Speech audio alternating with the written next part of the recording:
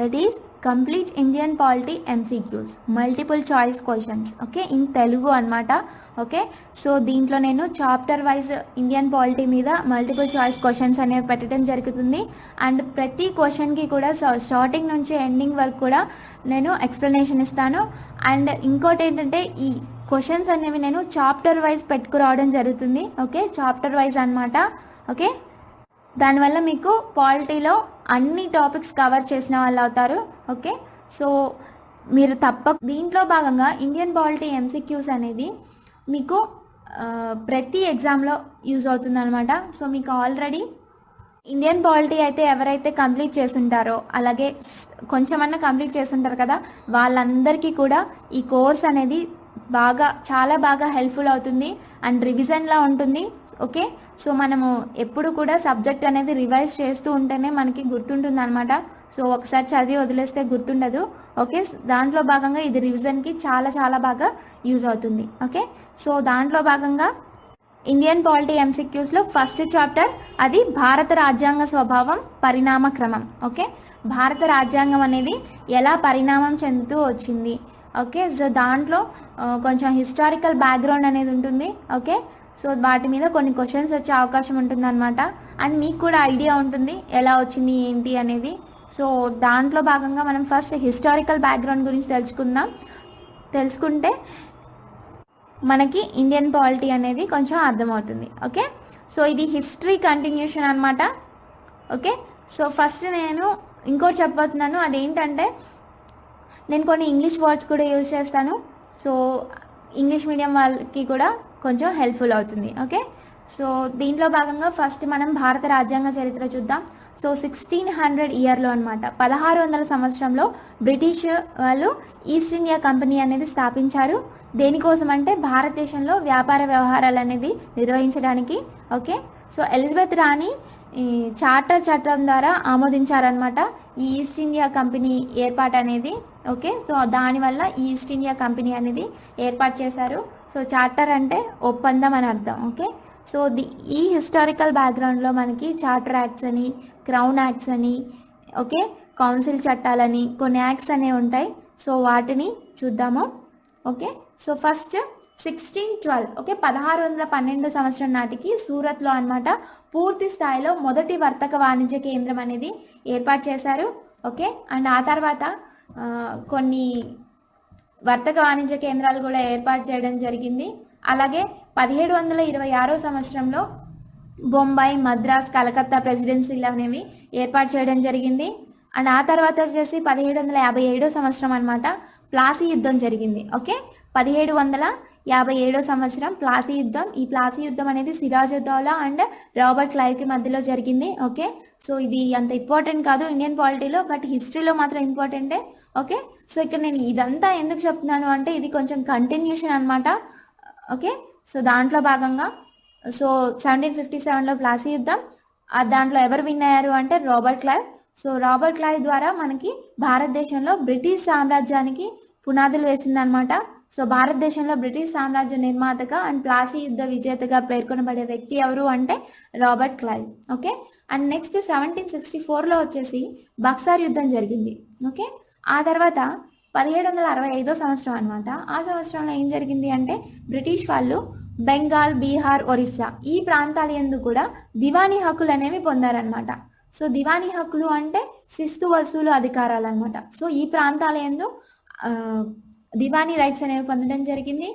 And దీని తర్వాత regulating act అనేది ఒక చట్టం వచ్చింది. సో ఆ చట్టం ఎప్పుడు ఏర్పాటు చేశారు అంటే 1773. ఓకే, రెగ్యులేటింగ్ చట్టం 1773. సో ఈ చట్టం దేనికి అంటే భారతదేశంలో ఈస్ట్ ఇండియా కంపెనీ యొక్క పాలనా వ్యవహారాలని కూడా క్రమబద్ధీకరించడం కోసం, అంటే వాటిని నియంత్రించే అధికారాలు అనమాట. ఇవి ఈ రెగ్యులేటింగ్ యాక్ట్ 1773కి ఉందన్నమాట ఈ చట్టానికి. Okay, so east India company యొక్క వ్యవహారాలని కంట్రోల్ చేయడానికి అలాగే రెగ్యులేట్ చేయడం కోసం ఈ చట్టం అనేది ప్రవేశపెట్టారు.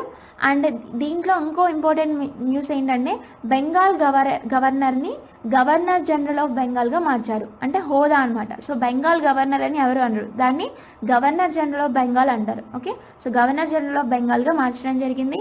ఓకే, అండ్ అలాగే ఇంకోటి ఏంటంటే ఈ గవర్నర్ జనరల్ ఆఫ్ బెంగాల్ పరిధిలోకి బొంబాయి మరియు మద్రాస్ ప్రెసిడెన్సీలు కూడా వీళ్ళని కూడా ఆ బెంగాల్ గవర్నర్ జనరల్ పరిధిలోకి తీసుకురావడం జరిగింది. ఓకే, అంటే ఈ ప్రెసిడెన్సీల మీద అధికారం వచ్చేసి బెంగాల్ గవర్నర్ జనరల్ మీద ఉంటుందన్నమాట. ఓకే, అండ్ ఫస్ట్ మొదటి గవర్నర్ జనరల్గా చేసిన వ్యక్తి ఎవరు అంటే వారన్ హేస్టింగ్స్.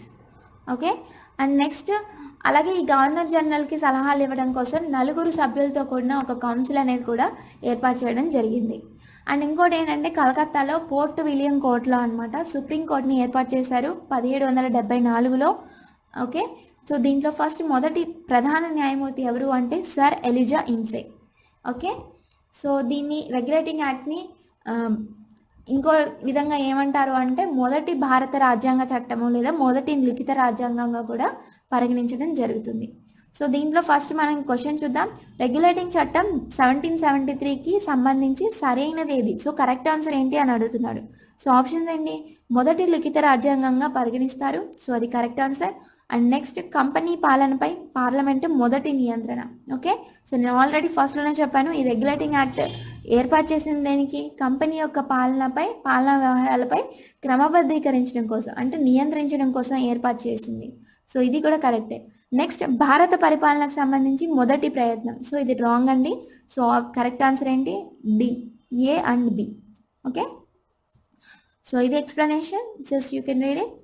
నెక్స్ట్ వచ్చేసి దేశంలో మొట్టమొదటి ద్వంద్వ పాలనకి నాంది ప్రస్తావన జరిగిన ఏది అని అడుగుతున్నారు. సో ఇక్కడ అన్ని చట్టాలు ఉన్నాయి, సో ఆ చట్టంలో ఏది అని అడుగుతున్నారు. ఓకే, సో నేను రెగ్యులేటింగ్ యాక్ట్ 1773 చెప్పాను, ఆ తర్వాత మళ్ళీ పిట్ ఇండియా యాక్ట్స్ అని ఒకటి వచ్చింది, Pitt India act 1784. Okay, so ఇది దేనికి అంటే రెగ్యులేటింగ్ చట్టంలోని లోపాలు అనేది సవరించడం కోసం ఈ చట్టం ప్రవేశపెట్టారు. అండ్ అప్పట్లో బ్రిటిష్ ప్రధాని అయినటువంటి విలియం పిట్ జూనియర్ పేరు మీద ఈ చట్టం అనేది రూపొందించడం జరిగింది. ఓకే, అండ్ ఈ చట్టం ద్వారా ఇంకోటి ఏంటంటే ఈ చట్టం ద్వారా ఈస్ట్ ఇండియా కంపెనీ వ్యవహారాల యొక్క నిర్వహణ కోసం 2 వ్యవస్థలు అనేది ఏర్పాటు చేశారనమాట. అదేంటి? Board of control and court of directors. Okay, board of control and court of directors. దీనివల్ల ఏంటి? మన దేశంలో ద్వంద్వ పాలనా విధానం అనేది ప్రవేశపెట్టబడింది. సో ఈ ద్వంద్వ పాలనని ఇంగ్లీష్లో ఏమంటాం అంటే డయార్కీ సిస్టమ్ అంటాం. Okay, dyarchy. సో దీంట్లో first board of control, court of directors అని చెప్పాను కదా. సో బోర్డ్ ఆఫ్ కంట్రోల్ అనేది దేనికి అంటే సో భారతదేశంలో ఈస్ట్ ఇండియా కంపెనీ యొక్క సాధారణ పరిపాలన వ్యవహారాలని చూసుకోవడానికి ఈ బోర్డ్ ఆఫ్ కంట్రోల్ అనేది యూజ్ అవుతుంది. అండ్ కోర్ట్ ఆఫ్ డైరెక్టర్స్ అంటే భారత్లో కంపెనీ యొక్క వ్యాపార వాణిజ్య విషయాలపై నియంత్రణని కలిగి ఉంటుందన్నమాట ఈ court of directors. Okay, so వాటిని ఒకసారి చూసుకోండి. సో దీంట్లో ఆన్సర్ ఏంటి అంటే regulating act 1773, charter act 1853, council చట్టం 1858 and Pitt India act 1784. So మొట్టమొదటి ద్వంద్వ పాలనకి నాంది పలికింది ఏది అంటే Pitt India act 1784. So the explanation. Next వచ్చేసి భారతదేశంలో ఈస్ట్ ఇండియా కంపెనీ ఆధిపత్యాన్ని తొలగించిన చట్టం ఏది అన్నారు. సో 1784 తర్వాత 1813 చార్టర్ యాక్ట్ వచ్చింది. సో దాని గురించి ఒకసారి తెలుసుకుందాం. ఈ చట్టం అనేది దేనికి అంటే సో భారతదేశంలో కంపెనీ యొక్క గుత్తాధిపత్యం అంటే మోనోపోలీ అనమాట. సో మోనోపోలీ అనేది రద్దు చేస్తూ ఒక స్వేచ్ఛా వ్యాపార వాణిజ్యం అనేది ప్రవేశపెట్టారు. ఓకే, సో అది కూడా పూర్తిగా కాదు, పాక్షికంగా అనమాట. అంటే విత్ 2 ఎక్సెప్షన్స్తో స్వేచ్ఛా వ్యాపార వాణిజ్యం అనేది ఎవరెవరితో కాకుండా అంటే చైనాతో వ్యాపారం, అలాగే తేయాక్ వ్యాపారాలు, వాటిని మినహాయించి గుత్తాధిపత్యాన్ని రద్దు చేశారు. ఓకే, సో మోనోపోలీ అనేది రద్దు చేసి విత్ 2 ఎక్సెప్షన్స్ అనమాట, trade with China and trade in tea. So ఈ 2 ఎక్సెప్షన్స్ని మినహాయించి మోనోపోలీని రద్దు చేయడం జరిగింది. అండ్ ఇంకోటి ఏంటంటే ఈ చార్టర్ యాక్ట్లో 1 lakh రూపీస్ని కేటాయించడం జరిగింది విద్యా వ్యాప్తి కోసం. అండ్ ఇంకోటి ఏంటంటే క్రైస్తవ మిషనరీలు అనేవి కూడా అనుమతించారు ఈ చార్టర్ యాక్ట్లో. ఈ క్రైస్తవ మిషనరీస్ అనేవి మత వ్యాప్తి కోసం చేసేవన్నమాట. సో వీటిని కూడా అనుమతించడం జరిగింది. ఓకే, అండ్ సో దీంట్లో కరెక్ట్ ఆన్సర్ ఏది? 1813 charter act. So east India company యొక్క ఆధిపత్యాన్ని తొలగించిన చట్టం. ఓకే, 1830. సో నెక్స్ట్ క్వశ్చన్ ఏంటి, 1773 నుంచి 1857 వరకు చేసిన చట్టాలని ఏమని వ్యవహరిస్తారు అన్నారు. సో వాటిని ఏమంటాం, చార్టర్ చట్టాలు అంటాం. ఓకే, సో వీటిలో ఈ చట్టాల్లో ఇంకా రకాలు ఉన్నాయి. అవి కౌన్సిల్ చట్టాలు ఉన్నాయి, క్రౌన్ చట్టాలు ఉన్నాయి, చార్టర్ చట్టాలు ఉన్నాయి. సో 1773 నుంచి 57 వరకు ఉన్న చట్టాలని చార్టర్ చట్టాలు అంటాం. నెక్స్ట్ 1833 చార్టర్ చట్టం ప్రకారం ప్రవేశపెట్టిన అంశాల్లో ఈ క్రింది వాటిలో సరికానిది, సో కరెక్ట్ అవ్వనిది ఏది అని అడుగుతున్నాడు 1833 చార్టర్ యాక్ట్ ప్రకారం. సో మనం ఫస్ట్ 1833 యాక్ట్ ఏంటో తెలుసుకుందాం. సో 1833 యాక్ట్ అనేది ఏంటి అంటే, సో ఈ చార్టర్ చట్టాలు అనేవి 20 సంవత్సరాలకు ఒకసారి కంపెనీ పొడిగిస్తూ ఉంటుంది అనమాట. సో అది ప్రతి చార్టర్ చట్టంలో రాస్తూ ఉంటారు. సో దానివల్ల 1813 తర్వాత మళ్ళీ 20 years తర్వాత ఏ చార్టర్ యాక్ట్ వస్తుంది, 1833 యాక్ట్ వస్తుంది. ఓకే, సో దీంట్లో ఏంటి అంటే, అంతకుముందు ఆల్రెడీ నేను మోనోపోలీ గురించి చెప్పడం జరిగింది 1813లో. సో దాంట్లో ఏంటి, పాక్షికంగా మాత్రమే రద్దు చేశారు అని చెప్పాను. సో విత్ 2 exceptionsతో, అదేంటి, చైనాతో వ్యాపారం అలాగే తేయాకు వ్యాపారం అనమాట. సో ఆ రెండింటిని అప్పుడు రద్దు చేయలేదు. సో ఈ 1833 చార్టర్ యాక్ట్లో ఏం జరిగింది, ఆ రెండింటిని కూడా రద్దు చేశారనమాట. ఓకే, సో టోటల్గా మోనోపోలీ అంటే గుత్తాధిపత్యం అనేది రద్దు అవ్వడం జరిగింది ఈ 1833 చార్టర్ యాక్ట్లో. ఓకే, అండ్ ఇంకో పాయింట్ ఏంటంటే Bengal governor general, okay, Bengal governor జనరల్ని భారత గవర్నర్ జనరల్గా మార్చారు. ఇంగ్లీష్లో వచ్చేసి governor general of India. Okay, so మొదటి భారత గవర్నర్ జనరల్ ఎవరు అంటే విలియం బెంటిక్. ఓకే, అండ్ మొట్టమొదటిసారిగా లా కమిషన్ అనేది ఏర్పాటు చేశారు. అండ్ మొదటి లా కమిషన్ చైర్మన్ వచ్చేసి లార్డ్ మెకాలే. ఓకే, అండ్ ఇంకోటి ఏంటంటే ఈ గవర్నర్ జనరల్ ఆఫ్ ఇండియా అని చెప్పాను కదా, సో అతనికి శాసనపరమైన సలహాలు ఇవ్వడం కోసం ఒక కౌన్సిల్ అనేది ఏర్పాటు చేశారనమాట. సో దాంట్లో మెకాలే కూడా ఒక సభ్యుడు. ఓకే, అది 1833 చార్టర్ యాక్ట్. సో ఇక్కడ మనం ఆప్షన్స్ చూద్దాం. సో ఆప్షన్స్లో సరి కానిది ఏది అని అడుగుతున్నారు. సో మనం కరెక్ట్ ఆప్షన్స్ తెలిస్తే ఈజీగా రాంగ్ అయిందేంటో మనం పెట్టొచ్చు. సో ఫస్ట్ ఆప్షన్ చూద్దాం, ఈస్ట్ ఇండియా కంపెనీ యొక్క వాణిజ్య కార్యకలాపాలను రద్దు చేసింది. సో ఇదే కదా 1833 యాక్ట్. సో వాణిజ్య కార్యకలాపాలు ఏంటి అక్కడ రద్దు చేసింది, trade with China and trade with tea. Okay, trade in tea. So చైనాతో వ్యాపారం అండ్ తేయాక్ వ్యాపారం, ఈ రెండింటిని కూడా రద్దు చేసింది అనమాట. ఓకే, సో అది కరెక్ట్.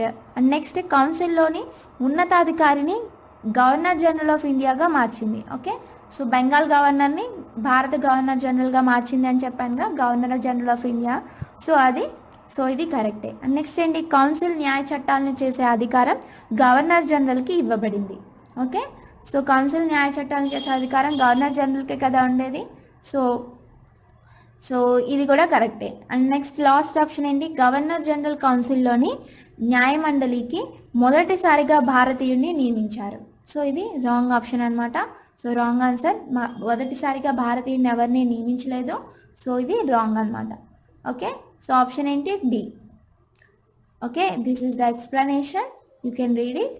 ఓకే ఫ్రెండ్స్, సో మీరు ఈ వీడియో కనుక నచ్చినట్లయితే మీరు ఖచ్చితంగా షేర్ చేయండి, అలాగే రేటింగ్ ఇవ్వండి, రివ్యూ